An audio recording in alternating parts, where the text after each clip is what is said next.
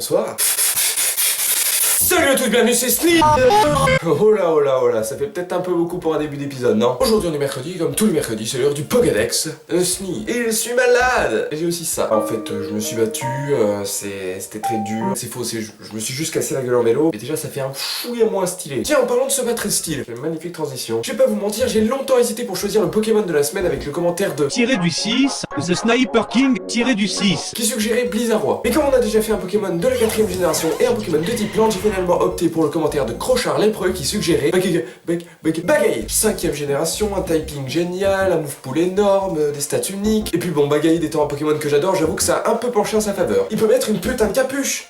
Vous en connaissez beaucoup des Pokémon qui peuvent mettre des capuches. Tout est plus stylé avec une capuche. Ezio Auditore est plus stylé avec une capuche. Farfuré est plus stylé avec une capuche. Et puis Kenny est...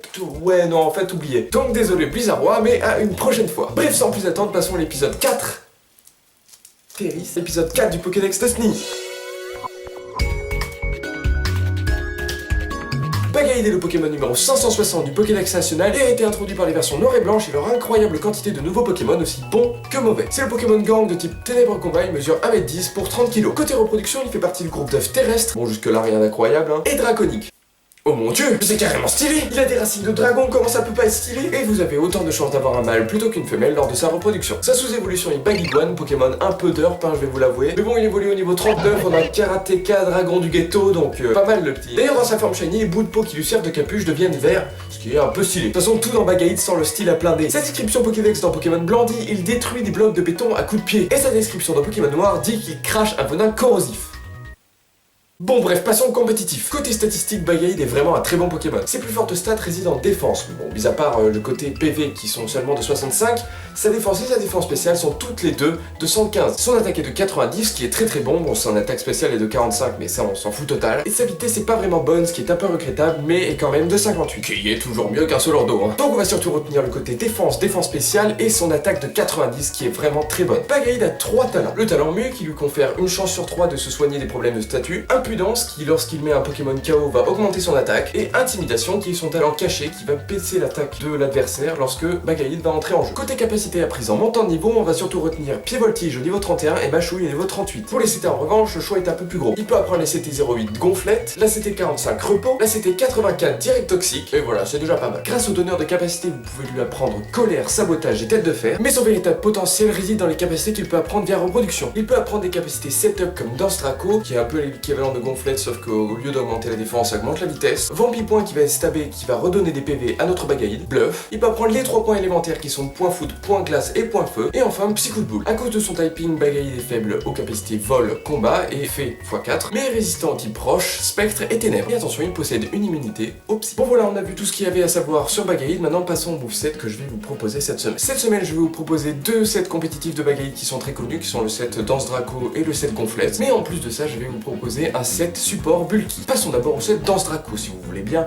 Bien sûr que vous le voulez, vous n'avez pas trop le choix. C'est quand même ma vidéo, je fais ce que je veux. Si je veux changer de vêtements en 2 secondes, je peux le faire. Regardez, clac. Bon, j'ai juste une veste qui est apparue, mais elle est même pas sortie, donc voilà, on va l'enlever direct. Donc comme j'ai dit, Danse Draco est une capacité setup qui va vous permettre d'augmenter votre attaque en même temps que votre vitesse. L'attaque de Bagaïd étant d'abord de 90 et sa vitesse de 58, comme j'ai dit. Si vous arrivez à setup plusieurs Danse Draco, oh là là, mon dieu, quel monstre vous avez créé. Pour ce set, vous aurez besoin de donner à votre Bagaïd soit Reste, soit Bessitrus. Bessitrus est un objet qui se déclenche une fois 50% de vos PV enlevés et qui va restaurer 25% de vos PV. Vous pouvez mettre les 3 talents de Bagaïd si vous voulez. Mu qui va vous permettre de ne pas être brûlé ou paralysé. Intimidation qui va permettre de prendre mieux les coups et setup plus facilement. Ou Impudence qui va vraiment permettre de sweeper si vous tuez les... En nature, je vous conseille Jovial qui va baisser qui va baisser l'attaque spéciale et augmenter la vitesse, et en répartition de V, max attaque, max vitesse et le reste en PV. Et les attaques qui composeront ce set seront Danse Draco, bien évidemment, Sabotage, mais si vous n'avez pas Sabotage, Mâchouille, Vampipoint, mais si vous n'avez pas Vampipoint, Pied Voltige, et enfin Direct Toxique pour gérer les Pokémon fées ou Point Glace. Donc pour que ce set fonctionne très bien, vous devez mettre votre Bagaïd sur le terrain, donc débrouillez-vous pour le faire, et là vous essayez de faire Danse Draco. Une fois que vous avez setup, donc vous pouvez faire Sabotage Sabotage qui est un très bon stab ténèbres et qui va en plus enlever l'objet de votre adversaire. Si vous prenez trop de coups, et bien vous faites vampi-point et en plus votre attaque sera boostée, alors ça vous rendra plein de vie. Si en face vous êtes menacé par un type fée, et bien direct toxique dans ses grandes dents là, un infali de mort. Ou alors si vous avez opté pour point de glace, et bien c'est plutôt pour gérer les Pokémon sol, les Pokémon vol, tout ça.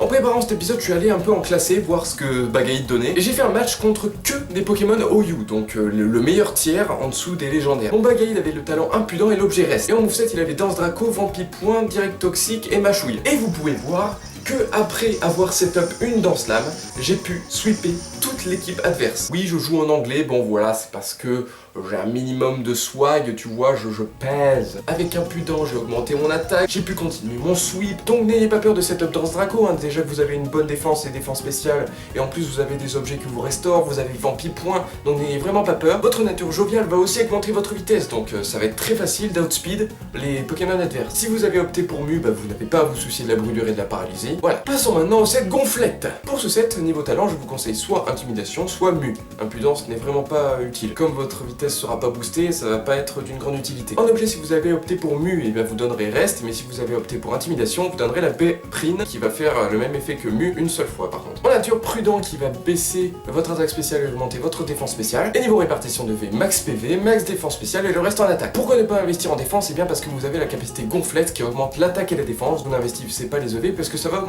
Autant privilégier prendre mieux les coups que... bah voilà, la phrase qui n'avait pas de fin... Bye Sneeze. Ce set sera composé bien évidemment de gonflettes. Si vous avez privilégié le talent Mu, vous mettrez repos en deuxième position qui vous permet de récupérer toute votre vie. Mu va vous enlever le statut endormi, donc c'est très bon ça. Et si vous avez opté pour intimidation, vous mettrez soit tête de fer, soit direct toxique, c'est à peu près les équivalents, hein, ça gère différents types, mais c'est pour gérer les types fées. En troisième position, le stab ténèbres qui sera soit sabotage, soit mâchouille. Et en quatrième position, soit vampi-point, soit pied voltige. Donc voilà, vous envoyez votre baguette sur le terrain, vous essayez de setup quelques gonflettes pour augmenter votre attaque votre défense, ça va faire paniquer l'adversaire, hein, s'il peut pas le gérer ça va être dur. Quand vous aurez pris trop de coups, et bien soit vous faites vampi-point pour récupérer votre vie, soit si vous avez privilégié Mu, vous faites repos pour récupérer toute votre vie, et ensuite vous avez une défense spéciale max, des PV de ouf, votre défense boostée, votre attaque boostée, comment vous dire...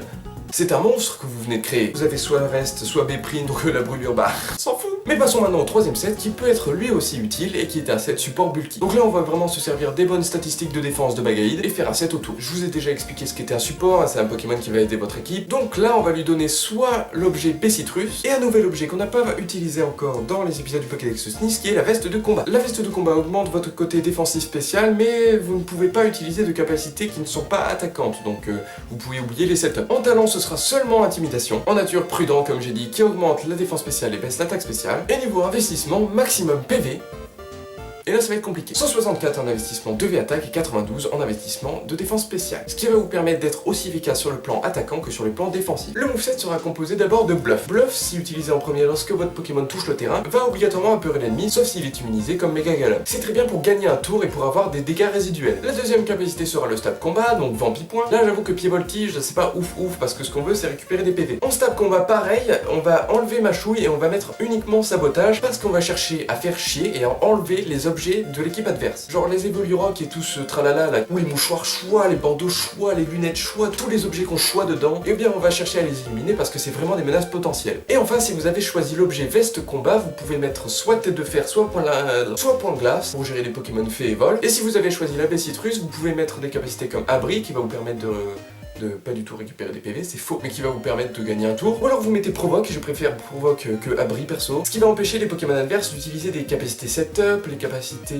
qui font chier, genre cage éclair. Donc les Pokémon comme Cresselia, les trucs qui mettent des pièges de roc, les trucs comme ça qui font chier tout le monde, hein, tout le monde le sait, bah vous leur dites bien au revoir, parce qu'on ne s'en préoccupe plus. Donc voilà, là c'est simple, j'ai quasiment tout expliqué, vous faites bluff en arrivant sur le terrain, comme ça bah vous avez votre tour de libre. Là vous faites sabotage pour enlever l'objet adverse, si vous enlevez des PV, bah vous faites vampi-point. Si l'adversaire commence à setup, bah vous faites provoque, comme ça vous lui dites oh, on se détend en face là, on va se détendre un petit peu, attaque-moi, moi je m'en fiche, je suis investi défense, ce que je cherche c'est à t'éliminer sans que tu deviennes une menace. Ça c'est si vous avez pas veste de combat. Point glace ou tête de fer sont là si jamais vous voulez péter les dents des types fées. Ce que vous cherchez c'est vraiment prendre des coups et éliminer les menaces potentielles de l'adversaire tout en gardant votre équipe au frais. Si jamais comme ça Bagaïd il est mis KO, et ben vous avez encore toute votre équipe derrière qui peut défoncer l'adversaire. Voilà, niveau moveset c'est fini, j'espère que ça vous convient, c'est 3 movesets vraiment incroyables incroyable, incroyable, ouais. Ces 3 moveset vraiment très efficaces, hein. Bagade est vraiment un très bon Pokémon. Il n'est pas classé tant que ça dans les tiers, hein. C'est pas un Pokémon OU. Tout ça à cause de ses faibles PV et de sa faible vitesse. Franchement, ce Pokémon est incroyable, il a plein de ressources, donc vous pouvez faire